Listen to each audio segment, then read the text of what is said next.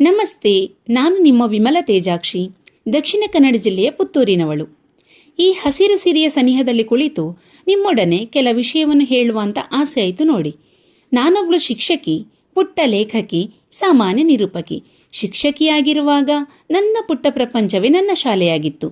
ಸದ್ಯಕ್ಕೀಗ ತಾಯ್ತನದ ಆನಂದವನ್ನು ಹಂಚುತ್ತಾ ಇದ್ದಾಳೆ ನನ್ನ ಪುಟ್ಟ ಬಾಲೆ. ಹಾಗಾಗಿ ಮನೆಯಲ್ಲಿದ್ದೇನೆ.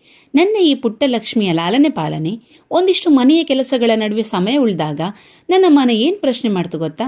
ಲೇಖಕಿ ಅಂತೀಯ, ನೀನು ಬರೆದಿರುವ ಕಥೆಗಳನ್ನು ಓದುಗರಿಗೆ ತಲುಪಿಸಬಾರ್ದಾ? ಶಿಕ್ಷಕಿ ಅಂತೀಯ, ಒಂದಿಷ್ಟು ಶೈಕ್ಷಣಿಕ ವಿಚಾರಗಳನ್ನು ಹಂಚಬಾರ್ದಾ?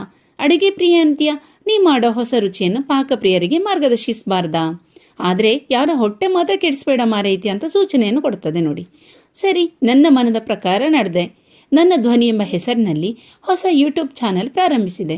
ಈ ನನ್ನ ಹೊಸ ಯೂಟ್ಯೂಬ್ ಚಾನಲನ್ನು ನೀವು ಹರಸಿ, ಆಶೀರ್ವದಿಸಿ ಮತ್ತು ಪ್ರೋತ್ಸಾಹಿಸಿ. ಮತ್ತೆ ಎಂತ ಗೊತ್ತುಂಟ, ಈ ಚಾನೆಲನ್ನು ಸಬ್ಸ್ಕ್ರೈಬ್ ಮಾಡಲಿಕ್ಕೆ ಮರಿಬೇಡಿ. ಧನ್ಯವಾದಗಳು.